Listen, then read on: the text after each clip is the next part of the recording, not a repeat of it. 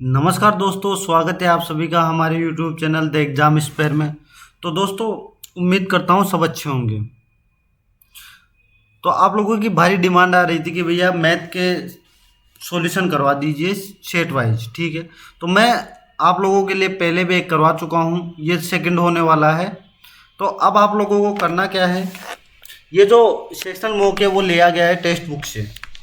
आप लोगों को हमारा टेलीग्राम चैनल ज्वाइन कर लेना है, वहाँ आपको इसकी पीडीएफ मिल जाएगी। अगर मुझसे बात करनी है तो इंस्टाग्राम भी ज्वाइन कर सकते हो आप लोग, ठीक है। मैं ज़्यादा टाइम वेस्ट नहीं करूँगा, इसकी मैं एक प्लेलिस्ट बना दूंगा और कल नहीं परसों से आप लोगों के लिए प्रीवियस ईयर के मैथ के सॉल्यूशन आने वाले हैं इसी चैनल पर, ठीक है। तो चलो शुरू करते हैं। एक वीडियो चालू हो गया ना? हाँ, तो चलो शुरू करते हैं। पहला क्वेश्चन ये क्या कह रहा है कि दी गई संख्या में 75% की वृद्धि करने के लिए दी गई संख्या को किस संख्या से गुणा किया जाना चाहिए। मैं मान लेता हूं कि x कोई संख्या है x। अगर मैं क्या 75% को 3/4 लिख सकता हूं? 3/4। अगर मैं 75% को 3/4 लिख सकता हूं तो क्या 75% की वृद्धि करने के लिए 7/4 से मल्टीप्लाई करना पड़ेगा, तभी मेरे क्या 7/4x बनेगा। तो किससे मल्टीप्लाई करना पड़ेगा? 7/4 से, 7/4 से मल्टीप्लाई करना पड़ेगा, ठीक है। अब नेक्स्ट क्वेश्चन। हाँ, आप लोगों को करना क्या है, पहले वीडियो को पॉज करना है, क्वेश्चन खुद से सोल्व करना है, उसके बाद सॉल्यूशन देखना है, ठीक है। अब देखो, ए किसी कार्य का 4/5 भाग 10 दिन में पूरा कर सकता है और बी ए से 5 गुना कुशल है, और बी अकेला उसी कार्य को कितने दिनों में पूरा करेगा। एक बात बताओ, ए अगर 4/5 भाग है ना, वो 10 दिन में कर रहा है, तो टोटल डे कितने ले रहा है? 12.5। यानी कि ए पूरा कार्य 12.5 दिन में कर देगा। बी क्या है? ए से 5 गुना कुशल है, ए से 5 गुना कुशल है, एफिशिएंसी उसकी 5 गुना है। मैं आप लोगों को बता देता हूं, जो एफिशिएंसी है ना, वो टाइम के व्युत्क्रमानुपाती होती है, टाइम, ठीक है। तो जो आपका जो टाइम है ना, वो उल्टा हो जाएगा, 1/5 हो जाएगा। अब ये बोल रहा बी अकेला कितने दिन में पूरा करेगा। एक बार बताओ, ए 12.5 दिन में कर रहा है, तो एक का मान क्या हो जाएगा? एक का मान क्या हो जाएगा? 2.5। ये रहा भाई, ठीक है। उम्मीद करता हूं समझ में आ गया होगा। Next question. समूहीकृत आंकड़ों का बहुलक माध्य क्रमशः 27.5 और 28.5 है। अनुभवजन्य संबंध का प्रयोग करते हुए दशमलव के 2 स्थानों तक सही माध्य का ज्ञात कीजिए। एक बार बताओ, बहुलक को इसका फॉर्मूला क्या होता है? बहुलक बराबर 3 इंटू माध्य का -2 माध्य। अब मुझे क्या करना है, फॉर्मूला मैंने लिख दिया, आपको याद भी होना चाहिए, अगर नहीं याद है तो लिख लेना, याद कर लेना। अब इसकी जगह सिर्फ मान लिखना है। बहुलक का मान 27.5, माध्य का 3 माध्य का मैं ऐसे कैसे रख दूंगा, 2 माध्य कितना, 2 इंटू 28.5, एक मिनट, 28.5। अब देखो ये कितना हो गया, इसको मैं मल्टीप्लाई कर दूंगा तो इस 57 हो जाएगा, 57। अगर मैं 57 को इधर ला दूंगा, ये माइनस में है, तो 27.5 प्लस 57, तो ये कितना हो गया? 5, 4 और 8। यानी कि 3 माध्यिका का मान क्या आया? 84.5। तो माध्यिका का मान कितना आ जाएगा? 3 से भाग दे दो, कितना आ जाएगा? 28.17। ये रहा भाई, 28.17 इसका आंसर आ गया। क्या ये बात सबको समझ में आई? वैसे भी समझने वाली ज़्यादा बात थी नहीं, इसमें फॉर्मूला था, फॉर्मूला आपको याद होना चाहिए। Next question. शुद्ध दूध वाले एक बर्तन में 35% पानी से प्रतिस्थापित किया जाता है और प्रक्रिया को 3 बार दोहराया जाता है। तीसरी प्रक्रिया के अंत में दूध की शुद्धता क्या होगी? देखो, मैं क्या बोलता हूं कि मेरे पास 100 लीटर क्या है, दूध। मैं आपको एक बार बताओ, 35% को क्या लिख सकता हूँ? 7/20। मैं आपको हर बार समझाता हूँ, चलो वो बात की बात है, आपको सेक्शन मूव करा रहा हूँ तो मैं अभी समझा देता हूँ। अगर पानी से प्रतिस्थापित किया जा रहा है तो क्या दूध सेम रह जाएगा? दूध तो वही रह जाएगा ना। एक बार बताओ, 7 निकल गया तो क्या 13 दूध नहीं बच गया? 13 दूध जो शेष रह गया ना, उसी पे कार्य करना है भाई अपने को। यही प्रक्रिया 2 बार और दोहराई जाती है। कितनी बार? 2 बार और, क्योंकि अब इसको सिर्फ सोल्व करना है।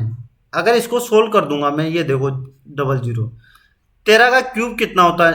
2197, और ये कितना हो गया? 4 और 80। अगर आप इसको सोल्व करोगे ना, तो जो आपका जो निकल कर आएगा वो 2737/80 आएगा। ठीक है, तो ये आंसर है भाई इसका, डी। क्या ये बात सबको समझ में आ गई? तो नेक्स्ट क्वेश्चन पे क्लिक करते हैं। एक बार बताओ, वी बोर्ड मास तो सबको पता होगा। अब मैं इसको, क्या मैं इसको लिखूंगा? नहीं, मैं नहीं लिखूंगा। सबसे पहले ये वाला सोल्व होगा 9। अगर ये 8 से मल्टीप्लाई करूंगा, क्या 72 नहीं आ जाएगा? 72। अगर 4 माइनस 72 करूंगा तो -68 आ जाएगा, -68। अगर 6 में से 68 घटा दूंगा तो ये प्लस हो जाएगा, तो ये 74 आ जाएगा। यानी कि ये जो कोष्टक है ना, मुझे सोल्व करने पर क्या मिल गया? 74 मिल गया। तो मैं अब क्या लिखूंगा? 79 माइनस 74 भाग 2। पहले सबको आपको पता है भाग जाएगा, तो 79 माइनस 37, तो क्या मिल गया? 42। क्या ये बात सबको समझ में आ गई? नेक्स्ट क्वेश्चन, एक बार क्वेश्चन को पढ़िए, आप खुद से सोल्व करिए, उसके बाद इस वीडियो को देखिए। 1,59,250 रुपये की धनराशि को ए, बी, सी और डी के बीच इस प्रकार विभाजित किया जाता है कि ए और बी के हिस्से का अनुपात, ए और बी के हिस्से का अनुपात क्या होगा? 1:3। बी और सी के हिस्से का अनुपात 2:5, और सी और डी के हिस्से का अनुपात 2:3। देखो, अगर आपको इसको बराबर करना है, इसका अनुपात लेना है, तो क्या करना है? जो ये संख्या है ना, 3 इधर इस साइड है, तो बाकी दोनों जगह भी 3 लगा दो। 2 इधर है तो 2, 5 है तो 5, 2 है तो 2, 2 कर दो। अब आप इसको कैलकुलेट कर दो, 4, 12, 30 और 45। ये ABCD का रेशो आ गया भाई। ये अपने पास क्या आ गया? ABCD का रेशो आ गया। इसको जोड़ोगे 159250, तो 30, 45, 75, 12, 87 और 91 का मान ये आ गया टोटल। अपने को चाहिए क्या? ए का हिस्सा। ए का हिस्सा कितना है? 4। इसको मैं क्या करता हूँ? 13 से भाग देता हूँ। 13 से 7 बार गया, 13 से 1 बार गया, 29 बचा, 29 में 2 बार गया, 3 बचा, 32 में 2 बार गया, 6 बचा, 6, 5, ये इतनी बार गया। तो 7 से मैं इसको भाग देता हूँ, 1 बार, 7 बार, 5 बार 0। अगर इसको 4 से मल्टीप्लाई करोगे 1750 को, 1750 का दुगुना क्या होता है? 3500। 3500 का 4 गुना 7000। बिल्कुल, ये अपना आंसर आ गया भाई। क्या आ गया? आंसर आ गया ये। तो आंसर क्या हुआ? 7000। उम्मीद करता हूँ समझ में आया होगा। कुछ नहीं, कैलकुलेशन थी। नेक्स्ट क्वेश्चन करो। ये क्या बोल रहा है? यदि पी क्यू और आर का औसत ए है और P Q plus Q R plus R P बराबर 0 है, तो P square plus Q square plus R square upon 27 का मान क्या होगा? एक बार बताओ, अगर P plus Q plus R का औसत कितना है? A। अगर मैं A को इधर ले जाऊं, क्या ये 3A नहीं बच जाएगा? 3A। अगर मैं ये 3A बच गया, तो P plus Q plus R का स्क्वायर कर देता हूं दोनों। तो अगर मैंने स्क्वायर कर दिया, तो क्या आप लोगों को फॉर्मूला पता है? A plus B plus C का स्क्वायर का फॉर्मूला पता है? A square plus B square plus C square plus 2AB plus BC plus CA। क्या ये फॉर्मूला सबको पता है? तो यही फॉर्मूला करना है। यहाँ पे क्या लिखना है? P square plus Q square plus R square plus 2। क्या करना है? P Q plus Q R plus P R बराबर 9A स्क्वायर। क्या ये बात समझ में आ गई? अब देखो, इसका मान अपने को 0 दे रखा है, 0। ये 0 है। एक बार बताओ, अगर मैं 2 को 0 से मल्टीप्लाई करूंगा, किसी भी संख्या को 0 से मल्टीप्लाई किया जाता है तो वो 0 बन जाता है, तो अपने पास बच क्या गया, P square plus Q square plus R square बराबर 9a स्क्वायर बच गया। अपने को चाहिए क्या, P square plus Q square plus R square upon 27। अगर मैं इसको 27 से भाग दे दूं तो क्या मुझे ये जो जिसका मान चाहिए वो नहीं मिल गया? अगर यही इसी का मान चाहिए तो क्या ये मान नहीं हो गया? अगर मैं इसको 9 से 27 को काट दूंगा तो ए स्क्वायर बाई 3, क्या यही आंसर नहीं हो गया? ये लो, उम्मीद करता हूं सबको समझ में आ गया होगा। नहीं आया हो तो दोबारा देखिए वीडियो को। एक घनाभ के आकार का एक लकड़ी का टुकड़ा उसकी लंबाई के लंबवत 4 काट देकर 5 बराबर भागों में बांटा जाता है और ये ज्ञात होता है कि प्रत्येक टुकड़ा 27 सेंटीमीटर आयतन का एक घन है, तो घनाभ का कुल आयतन, कुल पृष्ठीय क्षेत्रफल कितना होगा? मैं क्या बोलता हूं आप लोगों से कि ये कोई घन है, ये क्या घनाभ है। वैसे घनाभ 3D में मैं नहीं बना सकता, मेरे पास ऐसी फैसिलिटी नहीं है। मैंने 4 टूक दे दिए भाई, इसको क्या 4 कट दे दिए, तो प्रत्येक कट 3 का हो गया, क्योंकि इसने क्या बोला है, जो प्रत्येक टुकड़ा है ना उसका आयतन का जो 27 सेंटीमीटर का घन का आयतन होगा। घन का आयतन क्या होता है, ए क्यूब बराबर 27। तो क्या मुझे ए बराबर 3 नहीं मिल गया? यही तो 3 मैंने यहाँ लिखा है। तो यहां से मुझे क्या मिल गया, जो इसकी लेंथ है ना वही टोटल ये हो जाएगी। तो एल बराबर कितना मिल गया, 15। और बी बराबर क्या हाइट, एक बार बताओ, अगर किसी टुकड़े को काट रहे हो तो क्या उसकी जो चौड़ाई है उसमें कोई अंतर आएगा? नहीं, तो वो तो 3 आएगी। क्या उसकी ऊंचाई में, एक बार बताओ, जब आपने जो काटा है ना वो कैसे काटा है, ऊर्ध्वाधर, तो एक बार बताओ, तो क्या फिर ऊंचाई में कोई परिवर्तन आएगा? नहीं। तो ये क्या है, अपने को घनाभ के लंबाई चौड़ाई और ऊंचाई मिल गई। अब घनाभ का कुल पृष्ठीय क्षेत्रफल होता क्या है, 2LB plus BH plus HL। क्या ये बात सब, ये फॉर्मूला होता है भाई किसका, घनाभ का कुल पृष्ठीय क्षेत्रफल का। यही मान रखना है अपने को, 15 into 3 plus 3 into 3 plus 15 into 3। अब इसको सोल्व करना है, 2 45 प्लस 9 प्लस 45। अगर मैं 45 जोड़ूंगा 1999, 2 इंटू 99 तो कितना हो गया, 198। यही आंसर आ गया। अब देखो, एक तो ये चीज़ हो जाती है, मैं कुछ एक्स्ट्रा भी बता देता हूँ आपको घन और घनाभ के बारे में। ये घन है, ये घनाभ है। जो घन का आयतन होता है ना वो ए क्यूब होता है, और घनाभ का आयतन लंबाई इंटू चौड़ाई इंटू ऊंचाई। जो इसका वक्र पृष्ठीय क्षेत्रफल होता है वो 4a स्क्वायर होता है, और जो इसका वक्र पृष्ठीय क्षेत्रफल होता है वो 2LB plus B into H होता है। ठीक है, एल पता ही आपको लंबाई है, बी इसकी चौड़ाई है, एच इसकी ऊंचाई है। और जो कुल पृष्ठीय क्षेत्रफल होता है वो 6a स्क्वायर होता है, और इसका जो कुल पृष्ठीय क्षेत्रफल होता है 2LB plus BH plus HL। और जो इसका विकर्ण होता है डायगोनल वो होता है भाई √3 है, और जो इसका विकर्ण होता है वो होता है √L square plus B square plus H square. ये देखो भाई, उम्मीद करता हूँ सबको पता होगा ये चीज़ें, अगर नहीं पता है तो लिख लीजिएगा। ठीक है, मैं मिटा रहा हूँ। नेक्स्ट क्वेश्चन, एक मिश्रण में दूध और पानी का अनुपात 9:7 है। यदि इसमें पानी की तुलना में 4 लीटर अधिक दूध है तो मिश्रण में दूध की मात्रा कितनी होगी? एक बार बताओ, मिल्क मेरे पास कितना है 9, वाटर मेरे पास कितना है 7। एक्चुअल में ये है कितना ज़्यादा, 2 ज़्यादा है। ये कह रहा है कि भैया 2 ज़्यादा नहीं है, ये 4 ज़्यादा है।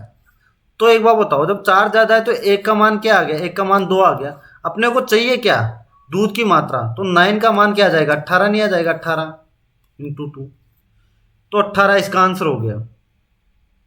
उम्मीद करता हूं समझ में आ गया होगा। नेक्स्ट, ये अच्छा क्वेश्चन है, थोड़ा सा ध्यान देना इस पे और समझने की कोशिश करना। ये क्या कह रहा है, 25 क्रमागत प्राकृत संख्याओं में अंतिम 13 संख्याओं का औसत 39 है, सभी 25 संख्याओं का औसत कितना है। एक चीज देखना, पहले मैं आपको एक चीज बता देता हूं, अगर कोई संख्याएं लगातार है तो जो उसका एवरेज है ना वो होता है भाई, पहली संख्या लगातार होनी चाहिए भाई उसके लिए, प्लस अंतिम संख्या बटे 2, ये आपको पता होना चाहिए एवरेज। अब देखना, अगर मैं पहली संख्या ए मान लू, क्या मान लू ए, दूसरी संख्या ए प्लस 2 मान लू, ए प्लस 1 मान लू, और तीसरी संख्या ए प्लस 2 मान लू, तो क्या जो 25 संख्या वो ए प्लस 24 तक हो जाएगी। अब ये बोल रहा है अंतिम 13 संख्याओं का औसत 39 है। अगर मैंने 12 संख्याएं निकाल दी तो 12 संख्याएं तक क्या हो जाएगा, ए प्लस 11। अब मेरी जो 13वीं संख्या आएगी वो क्या आएगी, वो आएगी ए प्लस 12। और अब यहां से 13 जो संख्याओं का औसत आएगा ना, लास्ट जो 13 उसमें से दूसरी संख्या आएगी ए प्लस 13। तो इसी प्रकार जो लास्ट संख्या आएगी ए प्लस 24। अब मैंने बताया आप लोगों को कि अगर लगातार संख्याएं हैं तो उनका औसत एवरेज ये होगा। तो क्या ए प्लस 12 प्लस ए प्लस 24 का जो एवरेज है वो इसने क्या दे रखा है 39। तो इसको मैं जो सोल्व करूंगा तो ये क्या आ जाएगा, ए प्लस 12 प्लस ए प्लस 24 बटे 2 बराबर 39। तो ये क्या हो जाएगा, ए प्लस 36 बराबर 78। तो ए बराबर क्या आ गया 42। सो 2a बराबर, तो ए बराबर 21 हो गया। 21 ए का मान मुझे 21 मिल गया, समझना। अगर ए का मान मुझे 21 मिल गया और मेरी पहली संख्या 21 आ गई, लास्ट संख्या कितने आ जाएगी, ए प्लस 24 है तो 21 प्लस 24 हो जाएगी। तो जो मेरी लास्ट संख्या आ गई वो 45 आ गई। अब मुझे 25 संख्याओं का औसत चाहिए, 25 का एवरेज चाहिए मुझे। तो पहली संख्या 21 प्लस लास्ट संख्या 45 बटे 2, तो ये क्या मिल गया 66 बटे 2। तो क्या 33 आंसर आ गया इसका, 33। उम्मीद करता हूँ समझ में आ गया होगा, अच्छा क्वेश्चन है। अगर नहीं समझ में आया तो रिपीट में दोबारा देखना, इसको समझ में आ जाएगा। थोड़ा सा सोचना भाई, ठीक है, थोड़ा सा सोचोगे तो बेटर समझ में आएगा। ऐसे नहीं चलना है भाई कि आप देखते जा रहे हो, खुद से भी दिमाग लगाना है थोड़ा। नेक्स्ट क्वेश्चन, यदि स्थिर जल में नाव की चाल 20 मीटर प्रति सेकंड है और धारा की चाल कितनी है 10 मीटर प्रति सेकंड है, तो धारा के प्रतिकूल 6 किलोमीटर दूरी तय की यात्रा करने के लिए नाव को कितना समय लगेगा। एक कॉन्सेप्ट होता है भाई, मैं कॉन्सेप्ट लिख देता हूं आप लोगों के लिए। अगर धारा के प्रतिकूल जाना है, धारा के प्रतिकूल, तो क्या होता है, नाव की दूरी मान लो x मान ली मैंने, तो x माइनस वाई हो जाती है, और धारा की चाल मैंने y मान ली। अगर अनुकूल जाना है तो क्या होता है, जुड़ जाती है दूरी, क्या हो जाती है, जुड़ जाती है। जो इसकी स्पीड है ना वो जुड़ जाती है, दूरी नहीं सॉरी स्पीड जुड़ जाती है। अब देखो, मुझे बोट की स्पीड देख के कितनी रखी है 20 मीटर पर सेकंड, और धारा की 10 मीटर प्रति सेकंड। धारा के प्रतिकूल जाऊंगा तो क्या ये 20 माइनस 10 नहीं हो जाएगा, 20 माइनस 10, तो क्या 10 मीटर प्रति सेकंड में धारा के अनुकूल इसी स्पीड से जाऊंगा। एक बार बताओ, अगर इसने मीटर प्रति सेकंड दे रखा है तो 6 किलोमीटर को क्या मीटर में नहीं बदल सकता। 1 किलोमीटर बराबर क्या होता है 1000 मीटर, तो 6 किलोमीटर बराबर 6000। अगर मैं 6000 में 10 का भाग दे दूंगा तो क्या 600 सेकंड नहीं आ जाएगा, ये आया सेकंड। अगर मैं 600 सेकंड को मिनट में बदलता हूं तो 60 का भाग दूंगा तो कितना मिनट आ जाएगा, 10 मिनट। तो 10 मिनट इसका आंसर हुआ। ये बात सबको समझ में आ गई, सीधा क्वेश्चन है बिल्कुल, अगर आपको कॉन्सेप्ट पता है तो। नेक्स्ट क्वेश्चन देखो, 800 रुपये पर 10% वार्षिक दर से चक्रवर्ती ब्याज, क्या चक्रवर्ती ब्याज ब्याज प्रत्येक 6 महीने में, साल भर में नहीं, 6 महीने में। तो पहले वर्ष में अर्जित, यहाँ अर्जित है भाई, अर्जित ब्याज दर, सॉरी ब्याज ज्ञात कीजिए। एक बार बताओ, अगर एक साल में 10 है तो आधे साल में कितनी हो जाएगी? 5%। देखना, मैं इसका एक फॉर्मूला बताता हूं आप लोगों को जो 2 साल की ब्याज निकालने के लिए आपके काम आएगा। ए प्लस बी बटे 100। अगर मैं 5 का निकालता हूं तो 5 + 5 × 25 बटे 10, 100 है ना। तो 10.25 आ गया, 10.25। यानी कि जो एक साल में जो 5% की जो 6 महीने की ब्याज है वो क्या जाएगी? 10.25। मुझे 800 का 10.25 चाहिए, 10.25 100, ये 0, 8 से मैं करूँगा तो ये 82 आएगा, 82। ये इसका आंसर हो गया भाई। अब कुछ लोग बोलेंगे भैया हमें तो फॉर्मूला नहीं पता, तो उनके लिए, जो फॉर्मूला नहीं पता उनके लिए एक ट्री मेथड होता है। देखना, ये मूलधन है मेरे पास, जो मैं अक्सर एग्जाम में यूज भी करता हूँ खुद भी, ठीक है। अगर मैं पहले साल, ये फर्स्ट साल, ये सेकंड साल, अगर मैं पहले साल अगर मैं 5% लगाऊंगा तो क्या 800 का 5% 40 मिल गया, यानी कि पहले साल मुझे 40 ब्याज मिल गया। दूसरे साल भी मुझे 5% मिलेगा, 40। लेकिन इसमें दूसरा साल नहीं है, 6 महीने, यानी कि दूसरे 6 महीने भी मुझे 40 मिलेगा। एक बार बताओ, चक्रवर्ती ब्याज जो दूसरी बार में मिलता है, वो एक तो मूलधन पर तो मिलता है, लेकिन जो पहले साल का जो ब्याज है ना उस पर भी मिलता है। यानी कि 40 पर मुझे 5% मिलेगा तो 2 मिलेगा, यानी कि टोटल कितना हो गया? 40, 40 80 + 82। ये सबसे एवरग्रीन मेथड है भाई, ये सबसे एवरग्रीन मेथड है, ये आपको याद होना चाहिए। अब आपको देखो, सुनो, आपको नहीं पता हो तो इफेक्टिव रेट में कुछ इफेक्टिव रेट लिखा देता हूं आप लोगों को। इफेक्टिव रेट 2% की जो 2 साल की जो ब्याज दर होती है वो 4.04। 3 साल जो 3% की होती है 2 साल के लिए, 2 ईयर लिख देता हूं मैं यहाँ पे, 2 ईयर है ना, वो होती है 6.09। यानी कि जोड़ना है और इसको स्क्वायर करना है, समझ रहे हो? ये इसी फॉर्मूले से बनाई गई है, ठीक है। 4 की 8.16, 5 की कितनी हो जाएगी? 10.25, 6 की 12.36, 7 की 14.49, 8 की 16.64, 9 की 9% की कितनी हो जाएगी? 18.81%, और 10% की कितनी हो जाएगी? 21%। ये होती है भाई किसकी?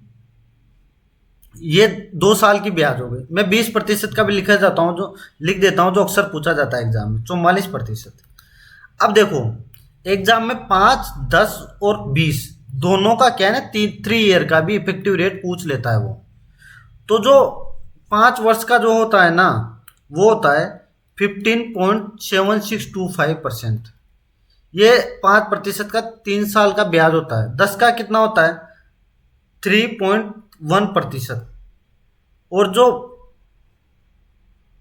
20 का होता है ना, वो होता है, मैं 70, एक मिनट,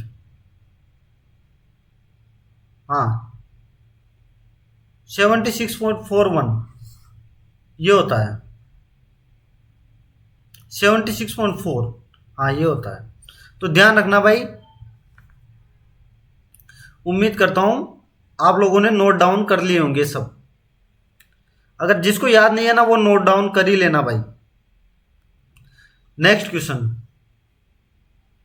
13वां क्वेश्चन, वो संख्या ज्ञात कीजिए जिसमें जब 20 की वृद्धि की जाती है तो वो 18, 56 और 42 से पूर्णतः विभाजित होती है। एक बार बताओ, पूर्णतः विभाजित होने के लिए क्या मुझे इन तीनों का एलसीएम चाहिए? इन तीनों का क्या चाहिए? एलसीएम। एलसीएम निकालेंगे कैसे? क्या मैं इसको 9 × 2 लिख सकता हूँ, इसको 7 × 8 लिख सकता हूँ, और इसको क्या लिख सकता हूँ? 6 × 7। यहां से मुझे 9 मिल गया। देखना क्या मिल गया, इसको मैं 3 की पावर 2 लिख सकता हूँ, 2 की पावर 3 लिख सकता हूँ, 2 × 3 × 7 लिख सकता हूँ, ये लिख सकता हूँ इनको। अब एक चीज मैं यहाँ से क्या लूंगा, यहाँ से मैंने 3 का स्क्वायर ले लिया, यहाँ से मैंने 2 का क्यूब ले लिया, और यहाँ से क्या ले लिया 7।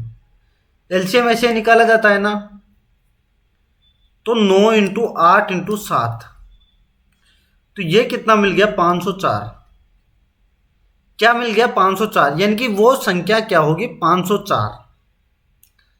लेकिन ये बोल रहा है कि सब जो पूर्णतः विभाजित 504 तो पूर्णतः विभाजित होगी, लेकिन ये होगी कब, जब मैंने 20 जोड़ा है ना, तब बन रही है 504।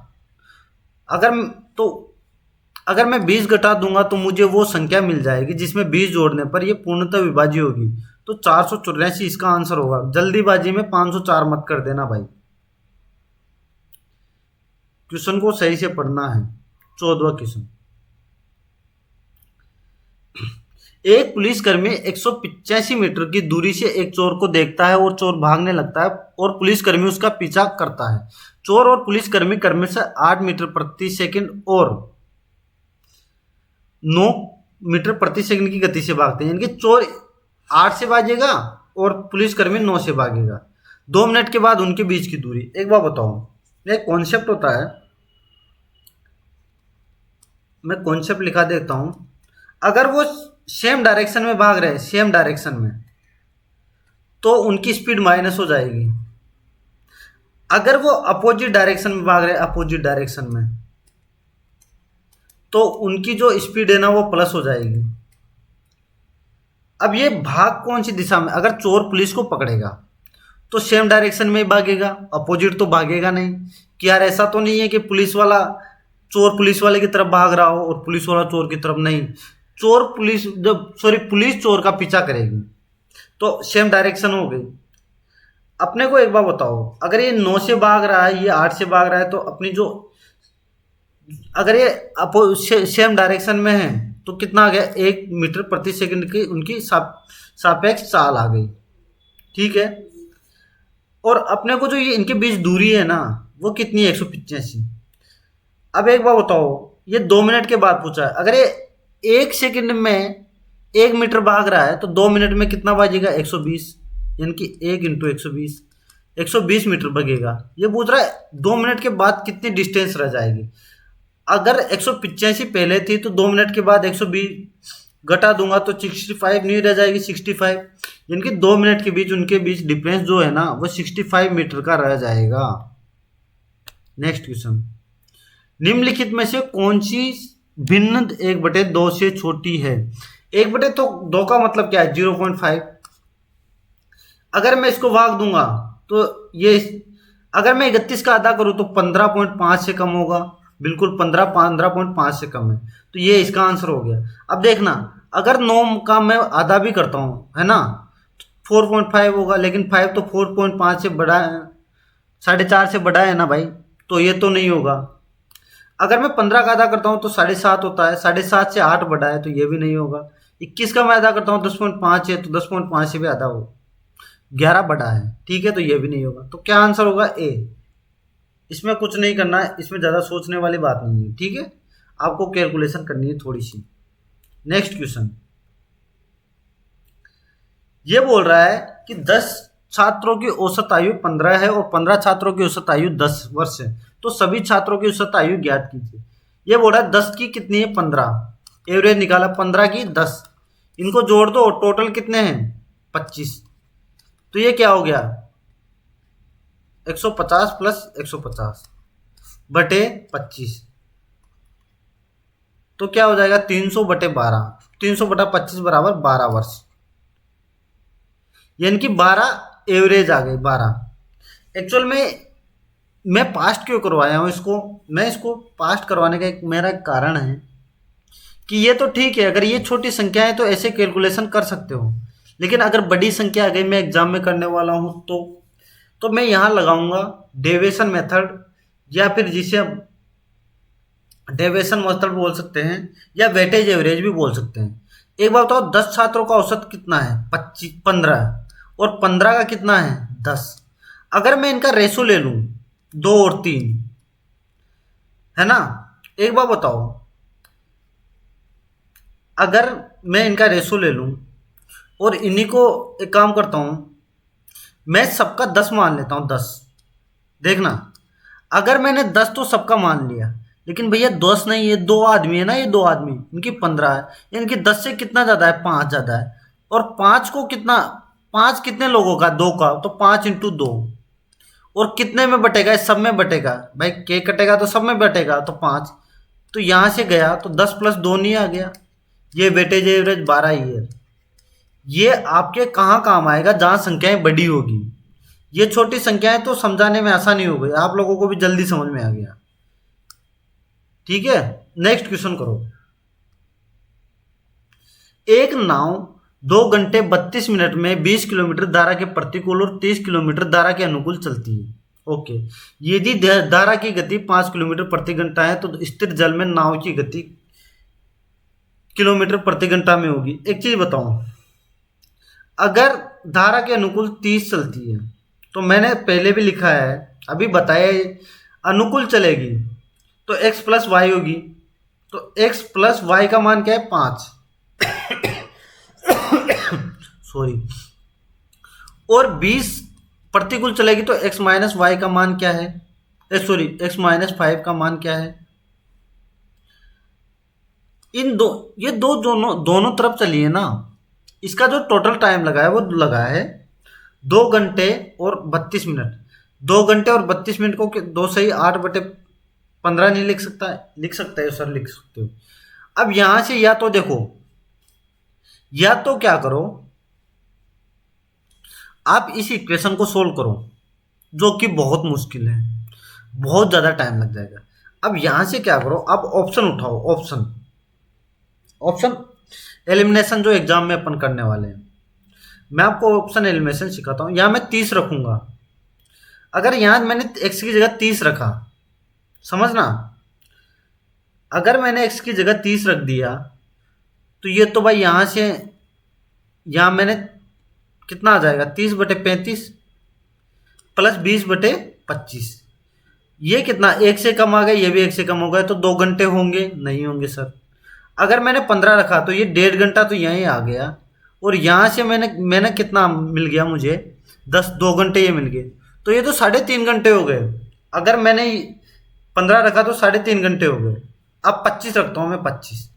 अगर मैंने 25 रखा तो ये 30 हो गया, तो 30/30 बराबर 1 घंटा मुझे यहाँ से मिल गया।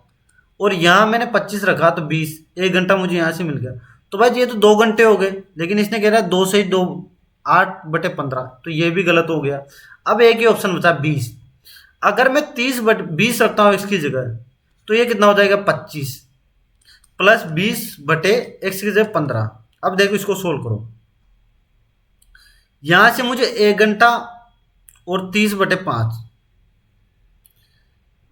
देखना 1/5 मिल गया, ठीक है। और यहां से कितना मिल गया, 1/3। अब देखो 1 + 1 जोड़ूंगा तो 2 आ जाएगा, और 1 + 5 + 1/3 जोड़ूंगा तो 2 + 15/8 नहीं आ जाएगा, 8। तो यही तो पूछा, यानी कि ऑप्शन क्या हो गया, डी। ऑप्शन डी इसका आंसर हो गया।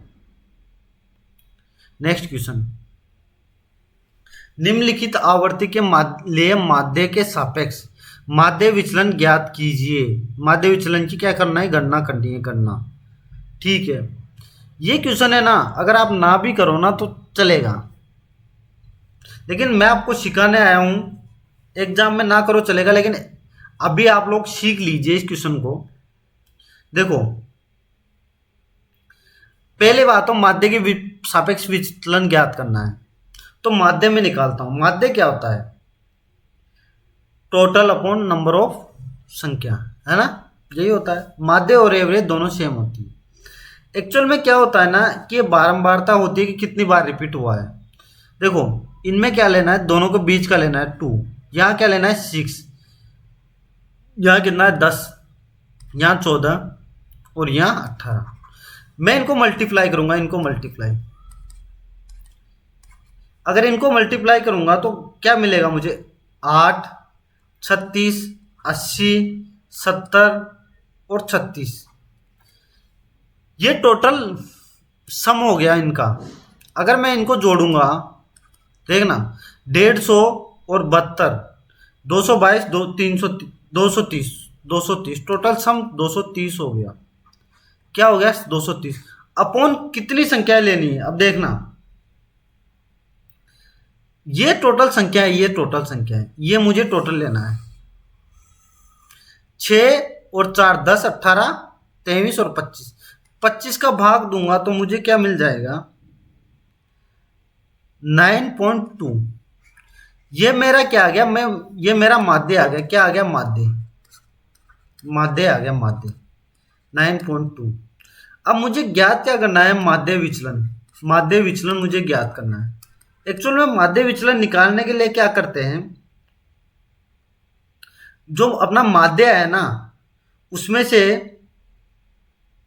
ये घटाते हैं। क्या? देखो, ये जो वर्ग अंतराल ये चीज है ना, वो घटाते हैं। यानी कि जो माध्य को एक्स आई लिख सकता हूं तो इसको एक्स आई ये संख्या ही हो गई, और एक्स है ना, एक्स बार माध्य हो गया। तो ये चीज करते हैं माध्य विचलन निकालने के लिए। अब मैं अगर 9 में से 2 घटाऊंगा तो क्या मुझे 7.2 मिल जाएगा? यानी कि मैं यहां लिख देता हूं थोड़ा सा, 7.2 यहां लिख देता हूं। यहां करूंगा तो क्या आ जाएगा? 3.2। यहां करूंगा तो 0.8, और यहां करूंगा तो 4.8, और यहां करूंगा तो 8.8। अगर मैं इसको मल्टीप्लाई करूंगा, इन दोनों को समझना, इन दोनों को मल्टीप्लाई करूंगा तो देखो क्या आ जाएगा? 28.8, 9.2 प्लस 6.4।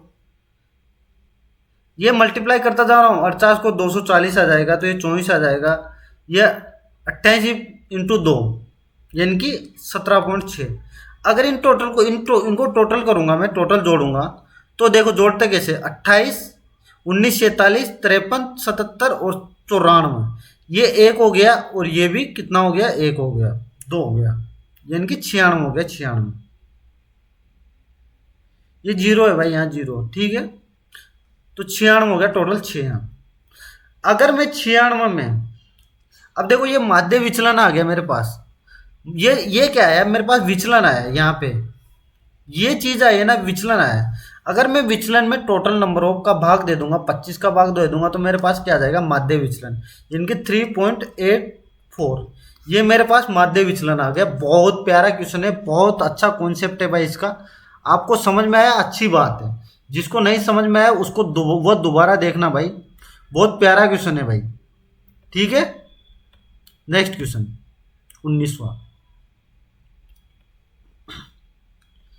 ये दे रखा है, यदि A square plus B square plus C square बराबर A B plus B C plus A C है, तो A cube plus B cube plus C cube का मान ज्ञात कीजिए। देखो, मैं आपको 3 फॉर्मूले लिखाता हूं कॉन्सेप्ट में। 3 में एक A cube plus B cube plus C cube minus 3 A B C के 3 फॉर्मूले होते हैं। 3 फॉर्मूले, पहला होता है A B plus C, A square plus B square minus C plus C square minus A B minus B C minus C A. दूसरा होता है A plus B plus C, A minus B का square plus B minus C का square plus C minus A का square. तीसरा होता है A plus B plus C, A plus B plus C का square minus 3 A B plus B C plus C A. ये देखो, ये आपके 3 फॉर्मूले होते हैं। अगर किसी को होने, सबको पता होने चाहिए। अगर किसी को नहीं पता है तो भाई अपने नोट्स में नोट डाउन कर लेना इनको। एक्चुअल में क्या होता है ना, अगर मैं यहाँ पे ए बी सी तीनों बराबर रख दूं, ए बराबर बी बराबर सी, तब ये चीज क्या है ना, ये बराबर हो जाती है। क्या हो जाता है? ये बराबर हो जाता है। अब देखो मैं एग्जांपल देकर समझाता हूँ आपको।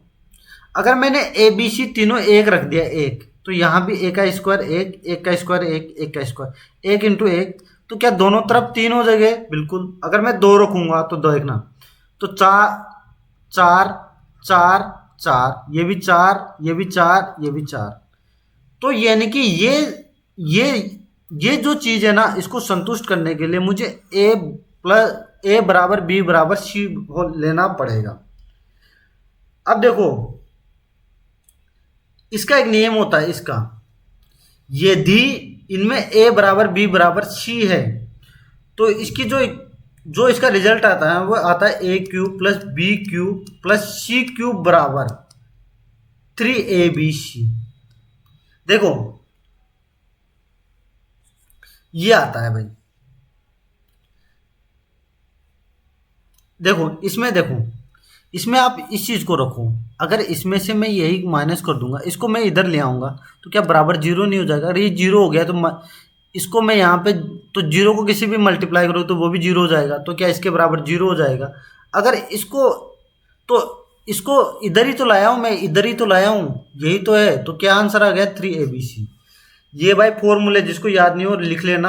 और अच्छा क्वेश्चन है भाई, फॉर्मूले बेस्ड सवाल है, आता रहता है, ये बहुत आता है और सीधा सीधा आता है, सबसे बड़ी बात। नेक्स्ट क्वेश्चन, यदि 500 रुपये को ए बी सी और डी के बीच इस प्रकार विभाजित कीजिए कि ए और बी की प्राप्त कुल धनराशि सी और डी की प्राप्त कुल धनराशि की 3 गुनी हो।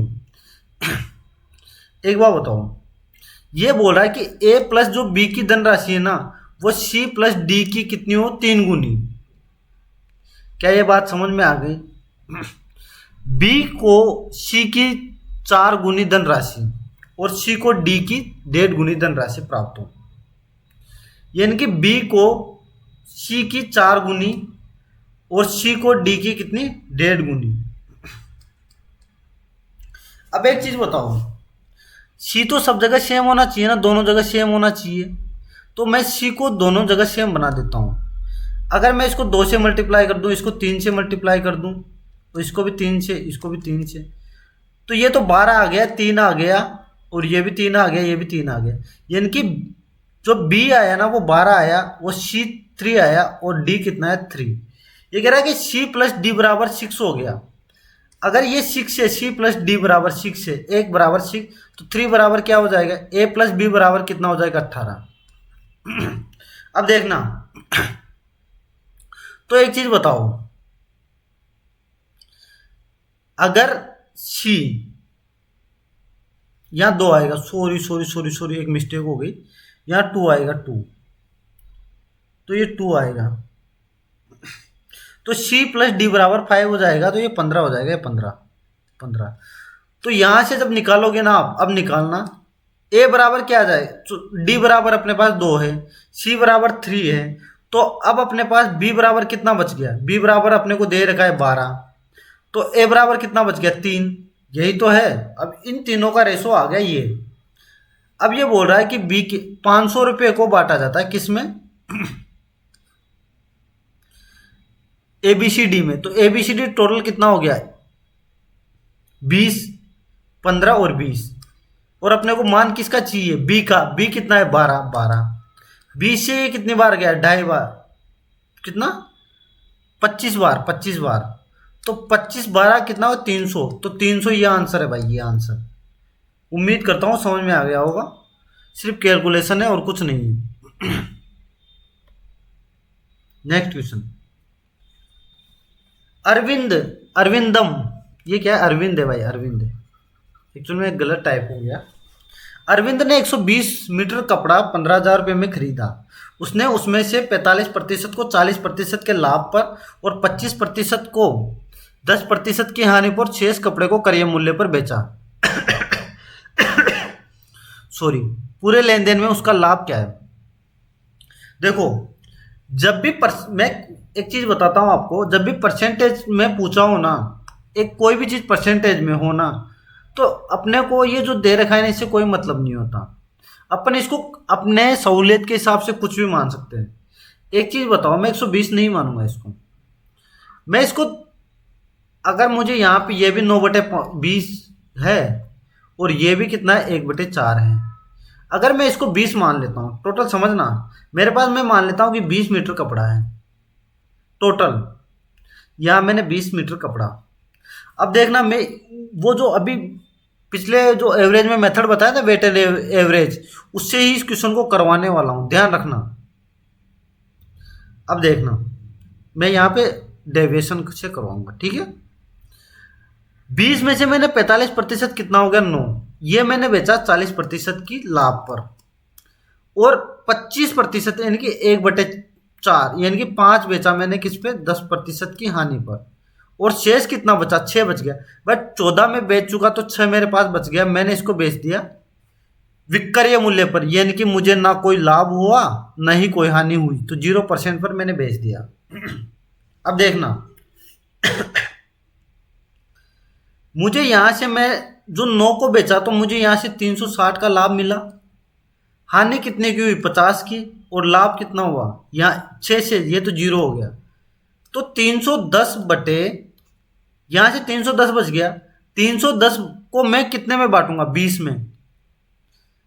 तो ये क्या हुआ कि 31/2 का मुझे टोटल लाभ हुआ, टोटल लाभ।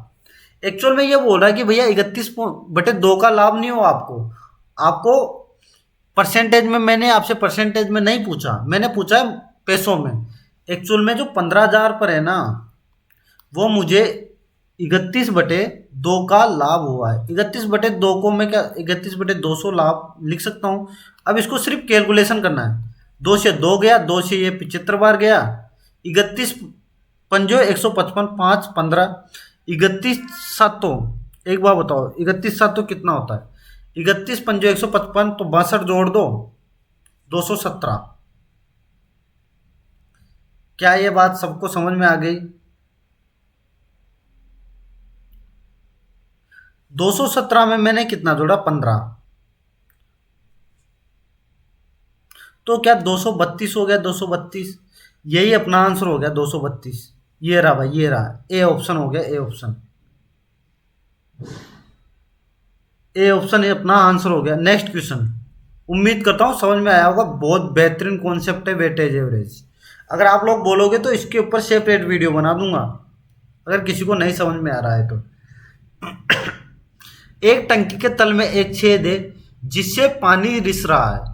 एक नल टंकी को 8 घंटे में भर सकता है, यानी कि एक कोई भी नल है वो कितने घंटे में भर सकता है, 8 घंटे। मान लो ए नल है वो 8 घंटे में भर सकता है, बी कितने घंटे में खाली कर सकता है, 10 घंटे में खाली कर सकता है। ये प्लस है बन, तो इनकी एफिशिएंसी क्या हो जाएगी, मैं 40 एलसीएम ले सकता हूँ। इसकी एफिशिएंसी +5 हो गई, इसकी -4 हो गई। ये बोल रहा है कि खाली टंकी को पूरी तरह से बनने में कितना समय लगेगा। एक बार बताओ, मैं दोनों को खोलूंगा तो +5 -4, तो 1 घंटे में एक भरेगा, तो 40 बनने में कितने घंटे लगेंगे, 40/1। तो क्या 40 घंटे नहीं लग जाएंगे, 40 घंटे। तो ये 40 घंटे इसका आंसर हो गया। नेक्स्ट क्वेश्चन,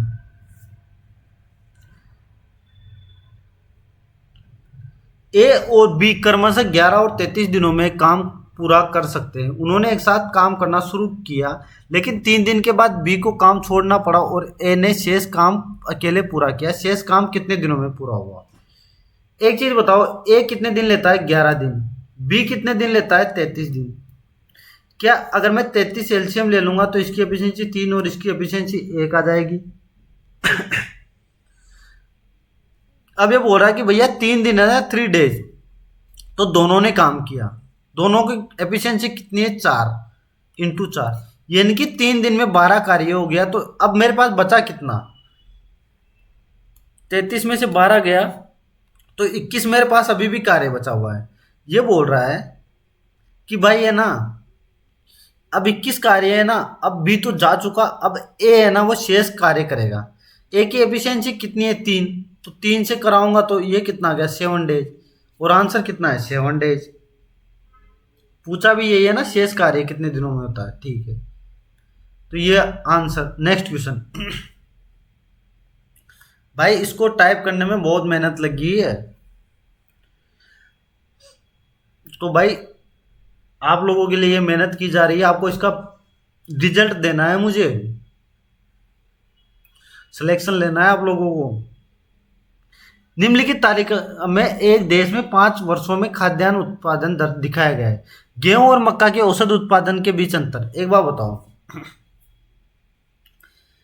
देखो गेहूं कितना है, गेहूं ये देखो 600, 800, 1400, 2000, 2700, 3300 और ये कितना है 90, यानी कि 3470। यानी कि जो गेहूं है ना वो 3470 आया टोटल, 3470। ये मेरी कैलकुलेशन है जो मैंने बताया भी कैसे कैलकुलेट करना है। कितने साल है, 3 और 2 5, 5 साल है, 5 साल।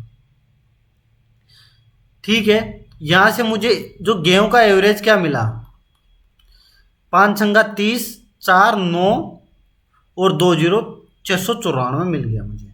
ठीक है, अब मुझे मक्का भी जोड़नी है। मक्का कहाँ है, 200, 400, 600, 800, 1100, 1100 ये हो गया, और ये 40, 60 और 120 यानी कि 1220। यानी कि 1220 क्या आ गया मक्का। इसका एवरेज क्या है, 5 से मैं भाग दे दूंगा तो 244। अब एक बार बताओ, अगर मैं 694 से 244 घटा दूंगा तो क्या 450 नहीं आ गया। 450 ही तो इसने पूछा है, दोनों के औसत का अंतर ही तो पूछा है इसने, कुछ नहीं कैलकुलेट करना है बस। नेक्स्ट क्वेश्चन देखो, ये एक डायग्राम दिया हुआ है अपने को, और इसमें दिया क्या है, अहमदाबाद जंक्शन से विभिन्न जिलों तक यात्रा करने वाले यात्रियों की कुल संख्या 8000। अहमदाबाद से सूरत, भोटाड़, भावनगर तक यात्रा करने वाले यात्रियों का औसत संख्या कितनी है। देखो सूरत में खुद रहता हूँ, ध्यान रखो, कोई आए तो मिल सकता है मेरे से। सूरत में जॉब करता हूँ यहाँ पे, वैसे जयपुर से रहता हूँ, ध्यान रखना। अहमदाबाद से सूरत कितने लोग गए, देखो 18% लोग अहमदाबाद से सूरत गए, और भोटाड़ कितने के लोग गए 13, और भावनगर कितने गए 23। इन तीनों को मैं जोड़ दूंगा, कितना 36 और 18 54। अगर मैं 54% का है, देखो फास्ट कैलकुलेशन करने का तरीका बता, पहले इसका एवरेज निकालूं तो क्या 18% एवरेज आ गया। अब मुझे क्या करना है, एवरेज ही, इसने एवरेज संख्या पूछी है तो 18, मैं 8000 का 18% निकाल दूंगा, ये मेरा आंसर आ गया 1440। तो 1440 ये आंसर है। ठीक है भाई, तो इसी के साथ अपना ये मॉक टेस्ट समाप्त होता है भाई। ये टेक्स्ट बुक का सेक्शनल मॉक जो न्यू वाले हैं उनमें दूसरे नंबर का है। इसको टाइप करने में काफ़ी मेहनत लगी है। आप लोगों को अब आप लोगों को पूरा देखना है और एक्टिवली देखना है। ऐसा नहीं कि वीडियो चल रहा है आप लोग देख रहे हो मज़ा आ रहा है, वो चीज़ें नहीं करनी। अब मैंने आप लोगों के लिए एक पोल डाली है अपने यूट्यूब चैनल पर, जिसमें मैंने बताया कि आरआरबी ग्रुप डी के लिए मैं प्रीवियस ईयर मैथ के मॉक लाने वाला हूं।